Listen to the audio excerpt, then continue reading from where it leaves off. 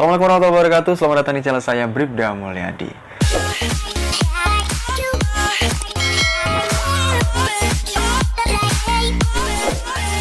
Halo guys, selamat datang di channel saya, Bribda Mulyadi. Jangan lupa like, comment, share, dan subscribe ya, karena subscribe itu gratis.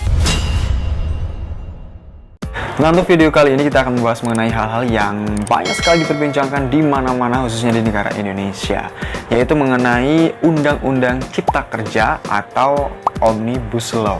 Dan memang ya, pemerintah ini belum lama ya mengesahkan Undang-Undang Omnibus Law pada hari Senin kemarin, tanggal 5 Oktober 2020 kemarin.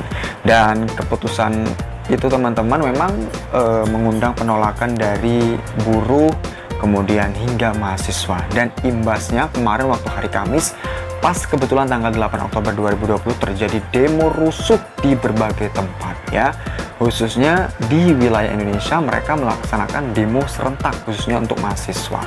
Dan memang banyak sekali menjadi pertanyaan, kira-kira apa sih Omnibus Law itu, ya kan? Undang-undang itu apa sih maksudnya? Karena memang banyak sekali orang-orang yang belum paham tentang Undang-Undang Cipta Kerja atau Omnibus Law. Nah, di sini saya akan menjelaskan sedikit mengenai hal tersebut ya. Nah, Omnibus Law itu teman-teman sebenarnya menurut Audrey O'Brien ya, Omnibus Law adalah suatu rancangan undang-undang yang bisa dibilang mencakup lebih dari satu aspek yang digabung menjadi satu undang-undang. Nah, Omnibus Law ini adalah proses pembuatan peraturan yang bersifat kompleks dan penyelesaiannya memakan waktu cukup lama karena bisa dibilang mengandung banyak materi meskipun subjek, kemudian isu dan programnya tidak selalu terkait. Karena memang sudah lama sebelumnya itu Presiden Joko Widodo atau Jokowi sendiri mengungkapkan bahwa dalam pidato sang sidang paripurna MPR Republik Indonesia waktu dia dilantik kemarin ya, itu bahwa dia sudah akan menyederhanakan begitu regulasi dengan menerbitkan dua undang-undang, yaitu Undang-Undang Cipta Kerja yang sekarang menjadi kontroversi atau menjadi polemik di mana-mana ya. Kemudian ada juga Undang-Undang Pemberdayaan atau UMKM. Namun untuk saat ini yang menjadi pembahasan kita mengenai Undang-Undang Cipta Kerja. Dan memang hanya saja isi Omnibus Law ya yang terdiri dari kalau nggak salah 174 pasal ini memang dinilai banyak orang merugikan khususnya para buruh. Dan kali ini kita akan membahas kira-kira isi atau pasal apa saja sih yang menjadi kontroversi sehingga para buruh khususnya menjadi tidak setuju atau kurang pas menurut mereka. Makanya kemarin waktu hari Kamis terjadi demo yang besar di mana-mana, bahkan ada di beberapa tempat ricuh atau rusuh ya.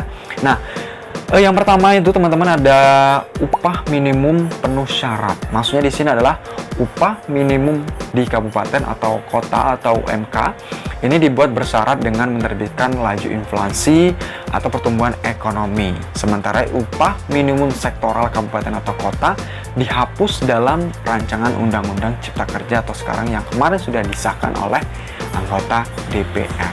Nah, menurut beberapa pihak ini teman-teman memang tidak perlu UMK itu tidak perlu bersyarat, kemudian UMSK juga tetap ada sebab UMK setiap kabupaten atau kota berbeda nilainya.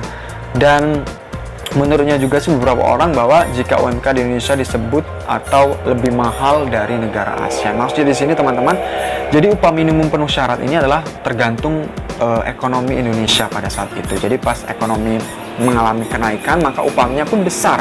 Namun sebenarnya jika ekonomi Indonesia sedang turun maka upah para buruh itu juga turun. Jadi disesuaikan dengan siklus atau perkembangan ekonomi Indonesia pada saat itu. Begitu. Terus yang kedua, ini adanya pesangon yang berkurang di Undang-Undang Omnibus Law tersebut. Karena buruh juga banyak menolak pengurangan nilai pesangon yang dari 32 kali upah menjadi 25 kali upah dalam Undang-Undang Cipta Kerja.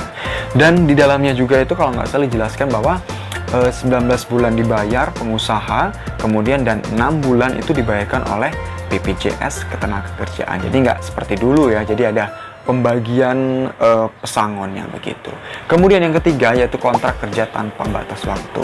Jadi di sini memang banyak sekali buruh yang menolak skema perjanjian kerja waktu tertentu atau PKWT yang dihapus batas waktunya, dan hal ini tentunya membuat buruh bisa saja dikontrak seumur hidup tanpa menjadi karyawan tetap. Jadi status menjadi pegawai mereka tuh nggak jelas gitu kan.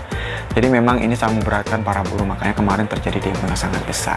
Kemudian yang keempat yaitu outsourcing atau seumur hidup. Jadi maksudnya di sini adalah di rancangan undang-undang cipta kerja itu atau sekarang sudah disahkan bahwa kontrak outsourcing itu disebut bisa seumur hidup. Karena di sana juga diterapkan tanpa batas jenis pekerjaan. Padahal sebelumnya outsourcing itu dibatasi hanya untuk 5 jenis pekerjaan saja ya. Nah, yang kelima ini teman-teman itu baru dapat kompensasi jika minimal 1 tahun. Jadi di sana itu mengatur kompensasi bagi pekerja yang akan diberikan bila masa kerjanya itu sudah mencapai minimal 1 tahun dan sementara kontrak kerja sudah tidak memiliki batasan waktu.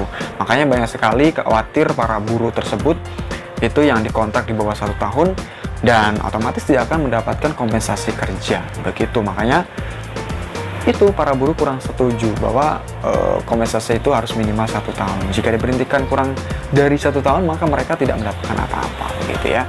Terus juga yang keenam, undang-undang yang isi dalam Omnibus Law itu menjadi kontroversi bahwa para buruh kurang setuju adalah waktu kerja yang berlebihan. Karena buruh juga menolak waktu kerja yang disepakati dalam Undang-Undang Cipta Kerja itu teman-teman. Karena dinilai itu bersifat eksploitatif gitu dan cenderung berlebihan. Karena berdasarkan materi ringkasan yang diterima beberapa saat ini, informasinya itu memang waktu kerja dalam Undang-Undang Cipta Kerja itu diatur lebih fleksibel. Untuk pekerjaan aja menjadi paling lama itu 8 jam per hari atau 40 jam per minggu. Jadi memang mereka kurang setuju dengan apa yang mereka dapatkan untuk gajinya, kemudian jam kerja yang berlebihan menurut mereka ya. Kemudian hak cuti yang hilang. Memang ya, hak cuti melahirkan dan haid itu tidak dihilangkan. Namun yang jadi masalah itu teman-teman adalah selama cuti tersebut ya, buruh menjadi tidak dibayar. Jadi misalkan mereka cuti selama 1 minggu, maka selama 1 minggu bekerja itu gajinya tidak diberikan atau dipotong.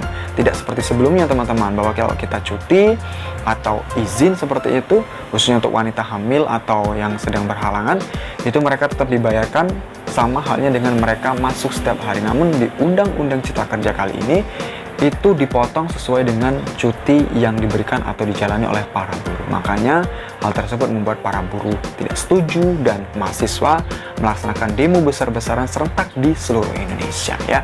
Nah, itu dia teman-teman sedikit bocoran kira-kira apa saja yang menjadi polemik atau banyak sekali buruh tidak setuju. Ada 7 item dalam Undang-Undang Cipta Kerja yang dinilai kurang pas atau tidak disetujui oleh para buruh di Indonesia. Makanya mereka melaksanakan demo dan menolakkan besar-besaran pada hari Kamis kemarin ya. Oke, mudah-mudahan informasi tadi bisa bermanfaat buat teman-teman yang selama ini kurang tahu atau kurang paham, tidak mengerti apakah seluruh undang-undang yang ada di Cipta Kerja itu ditolak oleh buruh. Ternyata tidak, hanya ada 7 item, 7 aja yang dinilai kurang pas sehingga para buruh mahasiswa melaksanakan demo besar-besaran di Indonesia ya. Mudah-mudahan informasi tadi bisa bermanfaat buat teman-teman yang kepo atau pengen tahu tentang Undang-Undang Cipta Kerja. Dan sampai ketemu lagi di video saya selanjutnya. Sampai jumpa.